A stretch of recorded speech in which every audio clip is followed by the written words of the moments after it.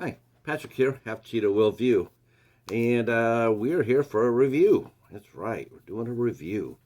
So me and the Cheetah were feeling sort of frisky, and we decided that we wanted some action and adventure, and so we decided that we would watch and review Avengement, starring Scott Adkins and Craig Fairbrass.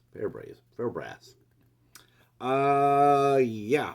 So I'm a big Scott Adkins fan. I know many of you guys are too, from either watching him from the Boyka series, or from any one of his action movies, Triple Threat, uh, Home Invasion. Gosh, he's just done tons of movies. Ninja One and Two. Um, just amazing martial artist, and uh, so we thought, hey, why not? We've had this for a while. Seems pretty good, so let's watch it. So the plot is pretty simple. I keep saying that, right? Probably shouldn't do that. Um, it is. This movie was directed by Jesse V. Johnson, and him and Scott Atkins have a really good working relationship. They have done a lot of films together. I think as of now, they've done either six or seven together. I reviewed Triple Threat on my blog. Um, that starred with Scott Atkins, and along with Michael J. White was in that one as well. Tony Jaa and Tiger Chen and the other guy from The Raid. I can't pronounce his name, but if I say The Raid, you know who I'm talking about. Um, so this movie takes place in London, and basically it's a story about Cain and Abel, almost literally. Um, the movie opens up and we see Scott Atkins' character. He's playing Cain Burgess, and he's a prisoner. He's a prisoner, and he's being released on a furlough so he can say goodbye to his dying mom. He gets to the hospital, and unfortunately, 20 minutes too late, as his mom has passed away.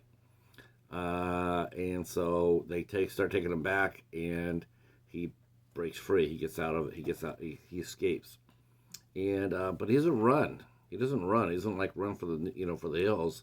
He's got an agenda, and so he walks inside of a bar, and he decides he's gonna have a pint. He's gonna sit down and relax, and and there's also some thugs in the bar. They're all talking, and they're all, one guy's talking, telling this crazy ass story about him and his mate.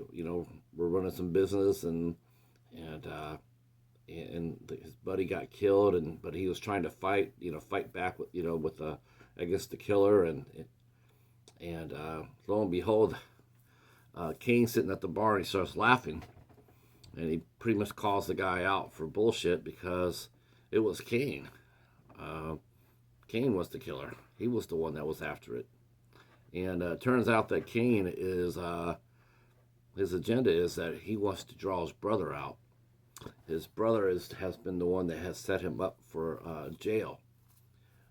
Kane had actually asked him for some help getting a legitimate business going, and his brother maneuvered him into doing something shady, which led to tragedy, which led to Kane being imprisoned.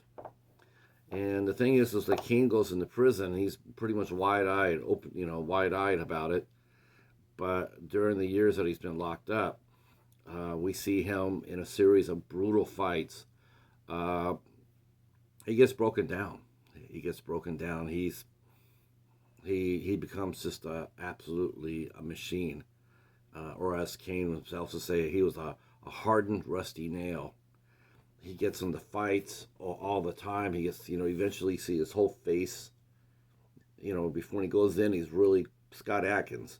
But over the years, he gets scarred up. He loses his teeth. He gets curb stomped. He loses his teeth. So they had to put in fake teeth. He's got scars. He's been stabbed. He's had bones broken, ligaments. I mean, and he finds out that he's got a 20,000 pound bounty on him. Someone has put a bounty on him, and he's been fighting every day. And he finds out about the bounty. He also finds out that it's his own brother that has put this bounty out on him. So every day that he fights or he's in jail, and every time he gets into a fight, it adds more and more time to a sentence. He originally was supposed to go in there for 5 years, but by the time he was going to get out, it would have been 19. So he been in jail for 9 years before he got out, and then he had another 10 to go, according to what they said. So most of the action takes place in this bar. And what we do is we go back to it flashes back to the beginning of the story, and it leaps forward. It shows the progression of King's journey, and he gets he gets out, and so we don't see him. He didn't go straight from he didn't escape from the hospital straight to the bar. We see he has been out for a while, and what he's doing is he's avenging himself, and not only that, but he's also on a mission to help others because his brother has taken advantage and ruined 144 people through his shenanigans, and Cain has memorized all their names and what he's taken, and so now he's going to return the favor to his brother, and that's what he does, and he they're in the bar and they're talking about it, and he proves to his brother that he has broken him. He has left him, he had over $2 million in his name, but he has divided all his brother's fortune into 144 names. 147, 140 victims, 147 victims.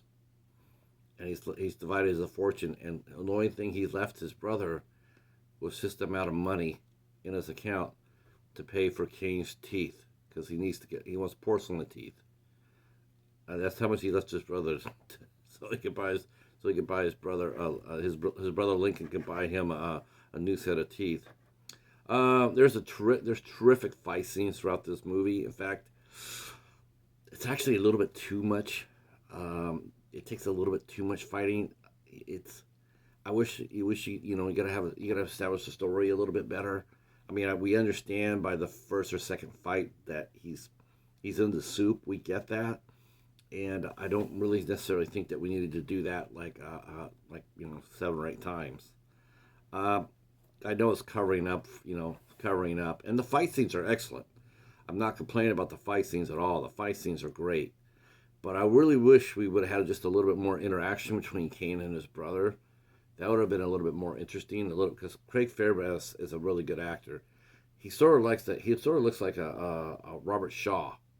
He has that Robert Shaw look to him, and I've seen him before. I've actually seen a few of his movies. He's sort of like a Ray Stevenson type too. He can slide in between good guy or bad guy really seamlessly. But he's definitely a bastard in this movie, totally. And so while the fight scenes are great, and especially the last one, what I really liked about this, and Johnson did this real well, and so does Scott Adkins too. People sleep on Scott Adkins as an actor. They know that he can fight, but as an actor, he's got some skills. He's got chops, and it's a shame that he's not get a chance to show that off that often. It's like almost like they sit down and they go like, what can we do this time, fight wise? But I would love to see Scott Adkins in a movie where he's not necessarily the star of the movie. He's support behind some bigger names, just to see him act, because he's got chops. And what I really liked about this too, because his Cain is just, he's just a ball. He is just a ball of rage, and it's really cool to see. And I liked the Jesse Johnson. I liked how he didn't portray him as a mere Superman. Yes, he's raged, he's angry, he's driven, but after a while, after you get beat down a little bit, and you see that both when he's in jail and when he's on the outside. He's not Superman. He does bleed. And the ending of the movie is fitting. it's actually a really good ending. It's probably the right ending, and I really appreciated that too. I thought the ending was smart and well played. Um, the fight scenes, like I said, the fight scenes were great. The supporting actors, probably mostly just stuntmen, except for a couple. There's a waitress named Bez that's there, and she's played by an actress named. I'll tell you right now what her name is because I have the database page here. Her name's Kristen Waring. She plays Bez. She owns the bar, or she's the bartender, bar manager. Lincoln owns the bar. It's his bar, but she runs it. And then Thomas Thomas Turgos as Toon. He plays a little toady, a henchman. Does it really well. And then Nick Moran as Hyde, and yeah, he gets what's coming to him, big. So I appreciated that. Uh, I would recommend this movie. This was released by Magnet, I think. No, Samuel Goldwyn. Samuel Goldwyn put this out. You can get this at Amazon or eBay or whatnot. Probably Walmart.com too. It's not that old. It's only 2019, so you can probably get it there too. Recommend it. If you're a Scott Adkins fan, this movie's all about you. If you're not and you're just getting into Scott Adkins, this is a great introduction movie. You can see his skills and his acting, and you can see his acting as well. So I really enjoyed this movie quite a bit, and great way to pass 90 minutes. There's some special features on here. There's a special feature on the making of the movie, which is really good. It's about 20 minutes or so. So that's a really good special feature, a little featurette, and yeah. So that's it for this review. Oh, I just stuttered there, didn't I? All right. If you're new to the channel and you like what you just saw, or if I didn't mumble too badly, consider giving us a sub. Hit the notification bell and drop a comment down below and tell us what your favorite Scott Adkins movies is. We like to know. And I will also leave a link to my blog. I reviewed 2 Scott Adkins movies. Now I'm thinking about it. I reviewed Accident Man with Scott Adkins and Michael J. White, Ray Park, Brittany Ashworth, and of course the mighty Amy Johnston, who you might have saw in my favorite martial artist for women. I put her name in there. Accident Man. That's a mind blower movie. That's a badass movie. But this is badass too. Most of Scott Adkins movies are. So drop a comment down below. Let us know which one you like the best. And then we will see you soon. Thanks for watching and stay safe. Peace.